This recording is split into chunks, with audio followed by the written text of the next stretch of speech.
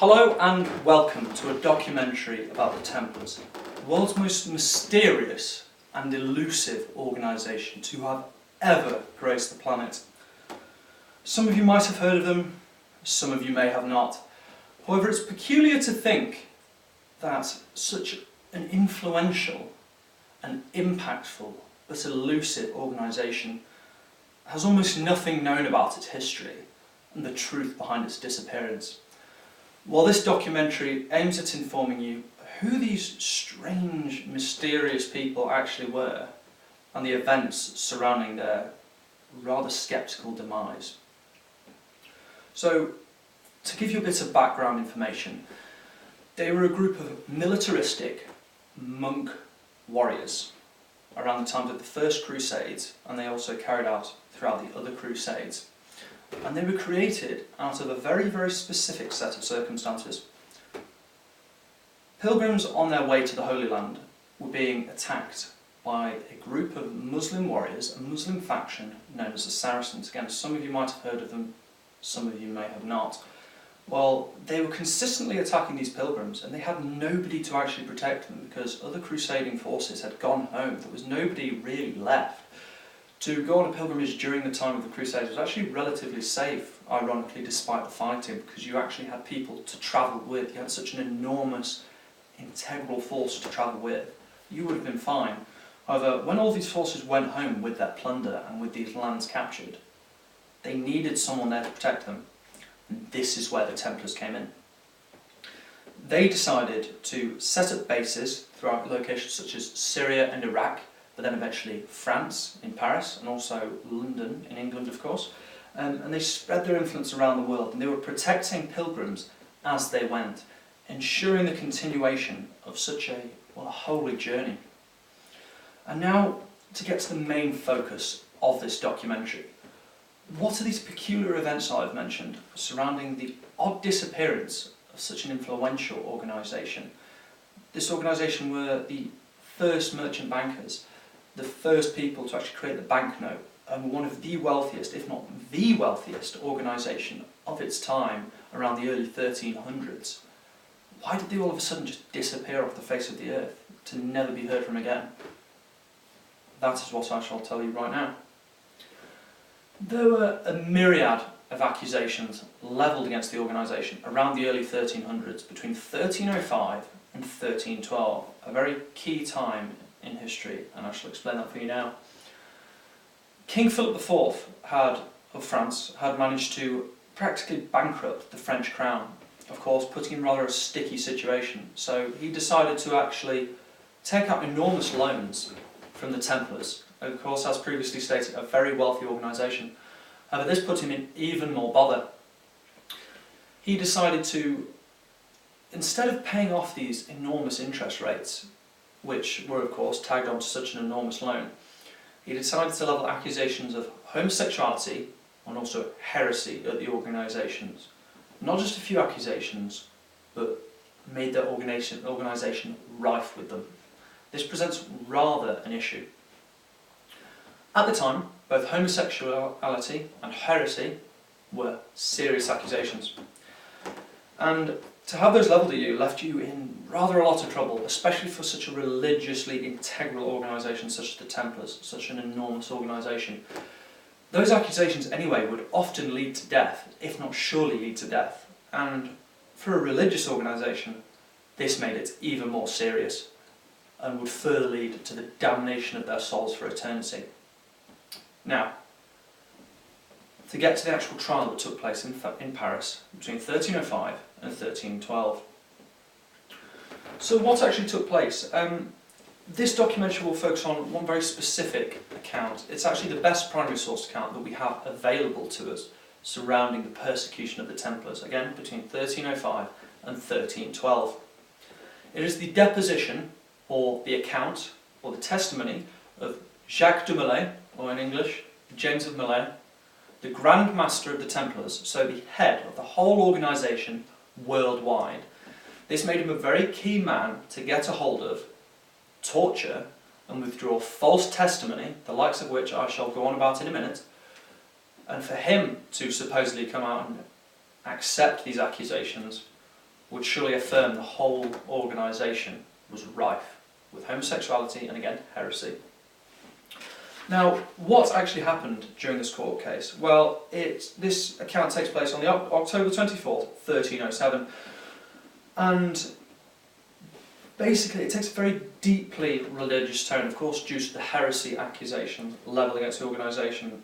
Well, the court case itself was actually ordered by Pope Clement, and this again affirmed its deeply religious tone, but it also had to take a religious tone due to the nature of the organisation that was being prosecuted, well actually persecuted, by King Philip in his courts, and that it was seen that for them to be tried by other means simply wouldn't be truthful to who they were, but also the accusations levelled against them.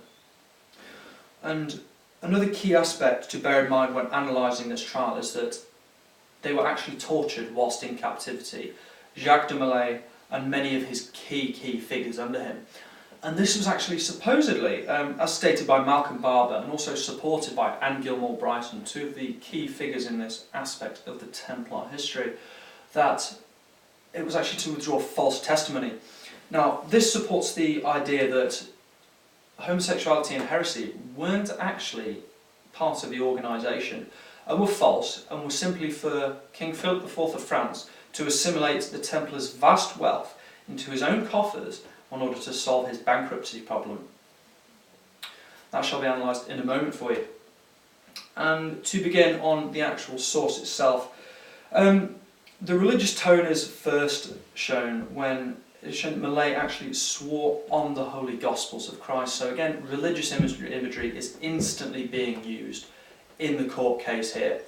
Now, what is the significance of swearing on the Holy Gospels of Christ, you might ask? Well, especially for a Christian organisation, this would have been absolutely integral to have told the truth under this oath. Now, the Holy Gospels of Christ are, of course, one of the most important aspects of the Christian religion, and to lie under this oath would have meant the damnation of your soul, but would have also affirmed Molay's and the rest of his organisation's affirmation of heresy, and that they were actually more of a satanic organisation, another one of the aspects of, well, another one of the accusations levelled against them. Molay successfully swore this oath. However, it is actually unclear as to whether or not he was telling the truth under oath. Anne Gilmore Brighton and Malcolm Barber themselves both diverge in their opinions, however they are still unclear, and everyone is still unclear as to whether this man was telling the truth under oath. However, I digress. Further into the primary source, it is stated that Molay actually spat on the cross alongside his men. A bit of a strange one, if you ask me, when you're taking a look at a Christian organisation. Well, the answer to that was actually given by Molay himself. He stated that so his men would not be fearful under capture by the Saracens, again, a Muslim faction in the Holy Land under captivity, your own religion would be used against you. In many cases it still is today. So this was rather a clever thing for Molay to say. He stated that they were actually made to spit on the cross, so they were not afraid of captivity, and when they were made to spit on the cross and denounce their own religion and renounce their own faith and forget about Christianity and actually take part in heretical acts and were forced to do so, this would not faze them as much as it would have done if they were not prepared for this. So this was actually a ritual to prepare them for their own capture by the Saracens. Whether there was any truth behind this, again, it is unclear. It seems a little bit strange for a Christian organisation to be spitting on the most important symbol of their own religion. However, you can see the methodology behind doing so. And then to address the homosexual accusations levelled against the organisation. Now this is quite a clever one by Jacques de Molay, because this is where the two main historians on this, Malcolm Barber and Anne Gilmore Brighton, diverge in their opinions. This is the key argument surrounding this source and the whole argument around the Templar organisation. When asked if homosexual acts were actually part of these ceremonies when people were accepted into the Templar organisation, Molay stated that he had told those receiving others to do to these others what had been done to him during his receival. Now, this could almost be seen as a bit of a get-out clause, and this is where Anne Gilmore Brighton builds her thesis.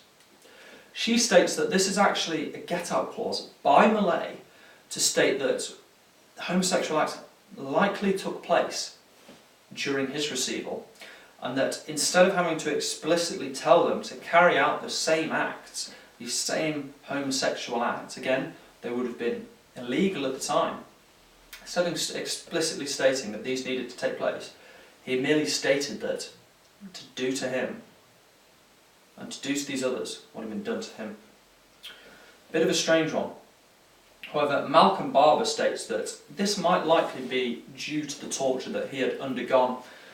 He states that even though it does seem a bit of a half-truth, and that it's not an actual testimony by Millay, an affirmation of this actually taking place, it's likely due to the torture, and that to give them a half-truth would be better than to lie to them and give these people that were actually torturing him and trying him against what they wanted. So again, this seems a bit ambiguous, but this is clearly starting to lean more towards homosexual acts actually having been carried out by the Templars. And then, to actually present an overarching issue that has been mentioned a couple of times throughout this documentary, however has not been fully analysed, and this is the aspect of torture. As previously stated, it would have had a detrimental effect, and rather an influential effect, on the testimonies of all of the individuals involved. And again, as previously stated, it was to withdraw false testimony. Now the issue with this is, it affects every single statement, and every single question, and every single aspect of the testimony itself, of every single individual involved. This means that it would have been a loaded testimony, would have been biased towards the actual prosecutors, and would have been geared towards their opinions and what they wanted to gain from the court case, and that was to destroy the organisation and take their wealth from them in order to give it to King Philip IV of France. Take away from that what you will. I could be speaking complete nonsense, I may not be. That is down for you to decide. However, to conclude, the actual argument surrounding whether homosexuality has taken place and also heresy has taken place, is still very ambiguous and may never actually be solved due to the time in which they took place and the lack of records around such an issue. However, if I were to take a stance on this personally, I would have to reside with Anne Gilmore Bryson.